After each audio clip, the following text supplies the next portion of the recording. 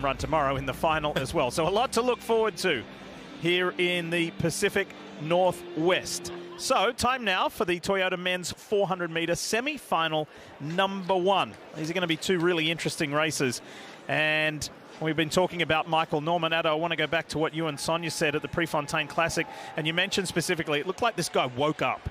Because, you know, if you were to look at his form at Prefontaine, I think you guys would have liked to have seen him run like this at the trials last year, at the 2019 Worlds, at a lot of different places.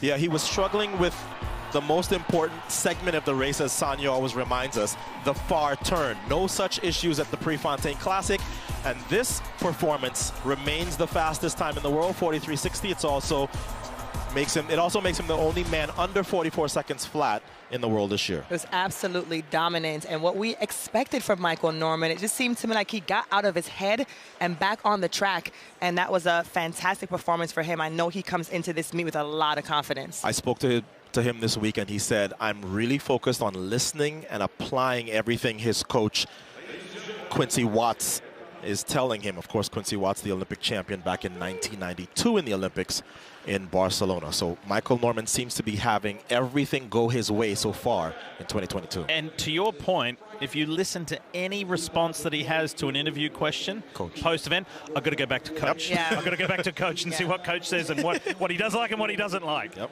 That's the best way for an athlete to be. Also in this field is Randall Ross. He's in lane 6. He's coming off his junior season at North Carolina A&T. He won his second consecutive NCAA title, and he's following in his father's footsteps. Dwayne Ross was a semifinalist in the 110 hurdles at the 2004 Athens Olympics, and he looked really comfortable in his first round, Otto. He's going to have his hands full, obviously, here with Michael Norman, but I don't see 3 people beating him here. No, no, very unlikely that happens. He had another dominant college season as we look at the rest of the field. Ross in 6, Norman in 7. One thing that Randolph said is he has enjoyed the spacing between the NCAAs and the Nationals, the Toyota USATF Outdoor Nationals. There was a little more time to recover. So he felt better than he did last year. This year. Yeah, he squeaked onto the Olympic team last year. Yes, this year with more recovery and he's a little older. He's been looking a lot better through the rounds. Yeah, and I think, you know, we've kind of seen this thread, right? These athletes who have parents who have competed at this level, it really helps them to step on the track and look confident, look like they've been here before. And he certainly looks that way. We saw that with Talitha and Shanti Jackson, who ran really well here, Bershon's daughter. It really pays off to have a parent that has been to the highest level in the sport. But Michael Norman has run under 44 seconds in his career 4 times. Half of them are here. He won an NCAA title on this track. And of course, we just showed you the Prefontaine 43.6. So he knows how to run well on this track. He also won the Olympic trials, of course, here last year. Speaking of Michaels, Michael Cherry has a bye in the men's 400, courtesy of him being the 2021 Diamond League champion. So same rules as most, top 3, and then the next 2 fastest times will get you through to the final, which is tomorrow afternoon at 5:30 Eastern. Toyota men's 400 semi-final number 1, and Michael Norman 3rd from the top with that familiar white headband. That's right. You can keep your eyes on lane 6 and lane 7. Michael Norman off to a great start. Randolph there trying to close the gap a bit. Michael Norman looking very easy on the backstretch. We'll see how he works this turn to be sure that he comes off in front with a little bit of cushion to be able to kind of ease through this semifinal. This looks like the Prefontaine turn, and as a result of doing all this good work, Michael Norman's going to have a nice cushion to go home with, and comfortably he's already looking up at the stadium scoreboard. And it looks like Bryce Deadman in lane 5 will do well. Randolph Ross is getting closer to Michael Norman, but Michael Norman in a 44.28 to go straight through, says well done to Randolph Ross. And it was Bryce Deadman confirmed in that 3rd spot to go through to tomorrow afternoon's final. Michael Norman has fixed what was wrong in his race. This is exactly how you execute the far turn, whether it's the first round, second round, or the final. You've got to work this turn because it pays off in the final 100 meters. And you see him doing the work, and he's able to really kind of relax. Obviously, Ross is saying, hey, I want to make sure I'm in there too, and pushes him just a little bit in this final 50 meters of the race.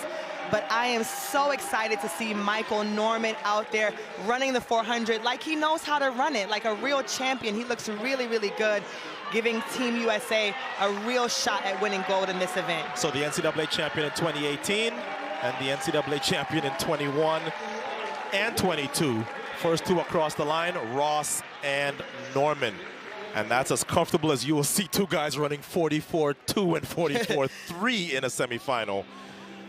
Let's take a look at the results, the confirmation of those results from the first semi. Norman, Ross, and Dedman going through. We'll update you on times next as we go to Lewis Johnson. And Lewis, you know, Michael Norman has said this year, just gone back to basics. Well, going back to basics is working.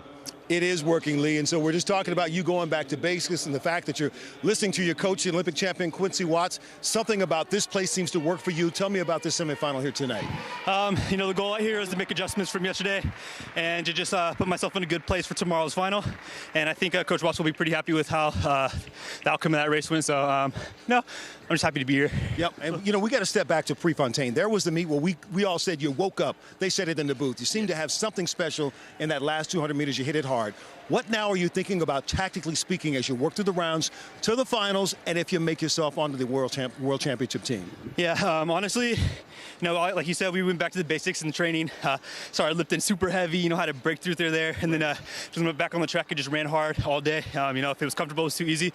But honestly, I just became a student of the sport and really listened to everything Coach Watts had to tell me. And with all the serious stuff, are you still having fun with the sport? Still enjoying everything you're doing? Of course. I love the sport. You know, if I didn't love it, I would not be running the 400. I can believe that. Because of the pain. That's all you need to say. All right, Michael. See you in the final. Yeah, thank you. Okay. It's always nice talking to you. Not a whole lot of pleasure. There's certainly a whole lot of pain, but it feels good when you're first across the line like Michael Norman. We'll see him in the final tomorrow. Second semi coming up. University of Oregon. Pretty amazing. Pretty amazing. All right.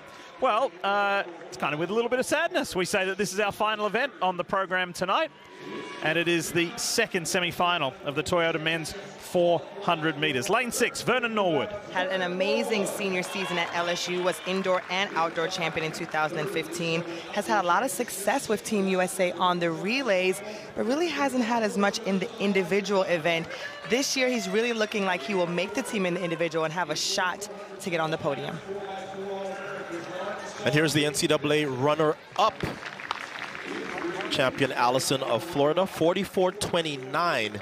He was third in his heat to get here. And you better believe that he will be Vernon Norwood's chief opposition in this semifinal. So Norwood is in lane 6. Champion Allison is in lane 3. Also keep an eye in lane 5 on Elijah Godwin. Yep, he's run 44.50. He was third in that NCAA final behind both Randolph Ross and champion Allison. So the NCAA stars well represented here in the 400. And look at champion Allison. Every time, from the time he came on my radar, I said, wow, you have to be really confident in your child to name him champion. Good for him and good for them. 44.29, he's knocking on the door. He's a real talent. So Norwood will be in 6, Godwin in 5, and then Allison, the NCAA runner-up, will be in lane 3.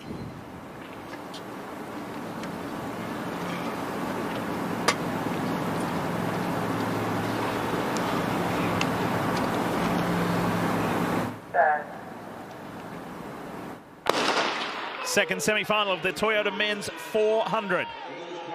And Vernon Norwood in that multicolored top right in the middle of your screen. And he really runs the 400 very evenly. You won't see him make a huge impression in the first 200, but you also usually won't see him get past as well. He makes it all up in the final 200 of the race. Champion Allison has made his move down the back stretch, and he's in a nice position now. He's kind of unorthodox with his form, but that unorthodox form has gotten him to the lead. How about Elijah Godwin in the middle, all in white, and then Vernon Norwood has saved a little bit for the end as well. Elijah Godwin is going to win this one in a close one. Does it in 44.66. Elijah Godwin, the 22-year-old. Yep, thank you very much. I'm heading on to the final tomorrow afternoon as he takes the win over champion Allison and Vernon Norwood. And that was just 1/10 off of his lifetime best. So you can tell that they were working really hard in that semifinal. A lot of times when you're at the U.S. Championships, you have to run the semifinal like a final. And Elijah Godwin put himself in good position here on the turn when he overtakes Vernon Norwood right there. Obviously, inside of him, champion Allison had also run very well coming off the turn, but he wasn't able to hold it. And Elijah Godwin, who finished behind Allison at NCAA's, was able to one-up him tonight and makes it safely through to the finals. So the NCAA second and third place finishers are first and second across the line, with Vernon Norwood getting the final automatic spot into the final tomorrow. So Godwin wins his heat and wins the semi and goes through to the final along with Allison and Norwood and also Noah Williams. And there you have your field that we'll see tomorrow afternoon here from Hayward Field